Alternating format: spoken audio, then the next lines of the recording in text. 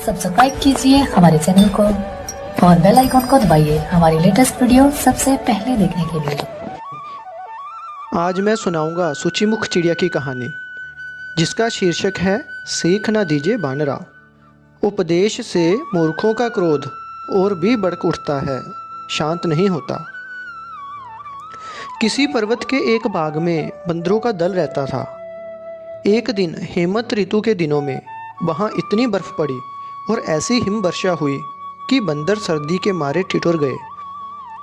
कुछ बंदर लाल फलों को ही अग्निकण समझकर उन्हें फूंके मार मारकर सुलगाने की कोशिश करने लगे। सूचीमुख पक्षी ने तब उन्हें व्यर्थ प्रयत्न करने से रोकते हुए कहा, ये आग के शोले नहीं अथवा एक फल है, इन्हें सुलगाने की व्यर्थ चेष्टा क्यों करते हो?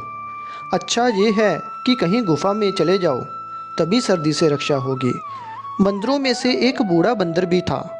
उसने कहा, सूचीमुख, इनको उपदेश ना दें, ये मूर्ख हैं, तेरे उपदेश को नहीं मानेंगे बल्कि तुझे ही मार डालेंगे। वह बंदर कह ही रहा था कि एक बंदर ने सूचीमुख को उसके पंखों से पकड़कर झकझोर दिया। इसीलिए मैं कहता हूँ, मूर्ख व्यक्ति को उपदेश देना स्वयं मूर्खता है। मूर्ख बंदर ने उपदेश देने वाली चिड़िया का घोंसला तोड़ दिया। दमनक ने पूछा, कैसे? कर्टक ने तब बंदर और चिड़िया की ये कहानी सुनाई, जिसका शीर्षक था शिक्षा का पात्र, अर्थात जिस तिसको उपदेश देना उचित नहीं। किसी जंगल में एक घने वृक्ष की शाखा पर चिड़ा और चिड़ी, उन दोनों का एक जोड़ा रहता था। अपने घोंसले में दोनों बड़े सुख से रहते थे। सर्दियों का मौसम था। उस समय एक बंदर बर्फीली हवा और बरसात में ठिठुरता हुआ उस वृक्ष की शाखा पर आ बैठा। जाड़े के मारे उसके दांत कटकटा रहे थे। उसे देख चिड़िया ने कहा, अरे तुम कौन हो? देखने में तो तुम्हारा चेहरा आदमियों जैसा लगता है, हाथ पैर भी हैं, फिर भी तुम जहाँ बैठे हो घर बनाकर क्यों नहीं रहते? बंदर बोला, अरे तुझसे चुप नहीं रहा जाता, तू अपना काम कर, मेरा उपहास क्यों करती है? चिड़िया फिर भी कुछ कहती गई। वह चिढ़ गया। क्रोध में आकर उसने चिड़िया के उस घोंसले को तोड़ फोड़ दिया।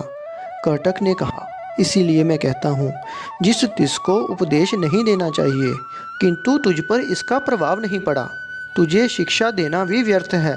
बुद्धिमान को दी हुई शिक्षा का ही फल होता है, मूर्ख को दी हुई शिक्षा का फल कई बार उल्टा निकल आता है। जिस तरह पाप बुद्धि नाम के मूर्ख पुत्र ने विधवता के जोश में पिता की ही हत्या कर दी। दमनक ने फिर से पूछा, कैसे? कर्टक ने तब धर्म बुद्धि पाप बुद्धि नाम के दो मित्रों की कथा सुनाई। इस कहानी का शीर्षक था मित्र द्रोह का फल। जाने, अयोग्य को मिले ज्ञान का फल विपरीत ही होता है। किसी स्थान पर धर्म बुद्धि और पाप बुद्धि नाम के दो मित्र थे। एक दिन पाप बुद्धि ने सोचा कि धर्म बुद्धि की सहायता से विदेश में जाकर धन पैदा किया जाए। दोनों ने देश देशांतरों में घूमकर प्रचुर धन पैदा किया।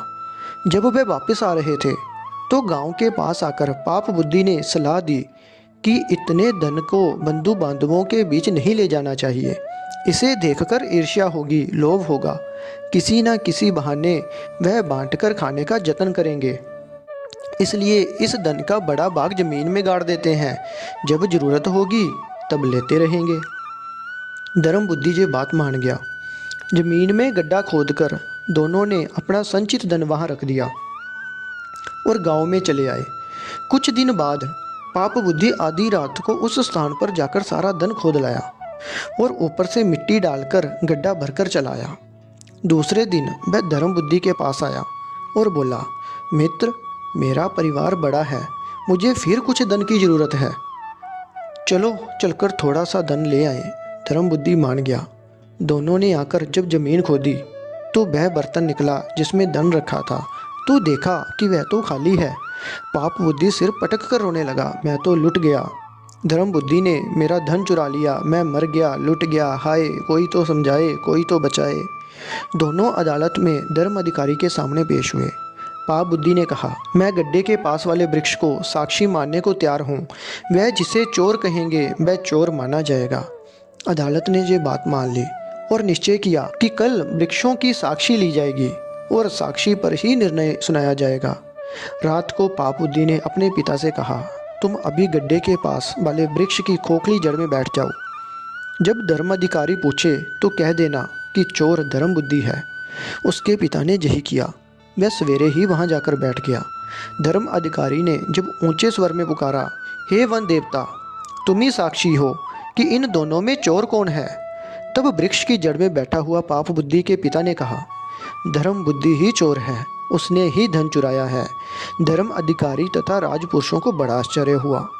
वे अपने धर्म ग्रंथों को देखकर निर्णय की तैयारी ही कर रहे थे कि धर्म बुद्धि ने उस वृक्ष को आग लगा दी जहां से वह आवाज आई थी।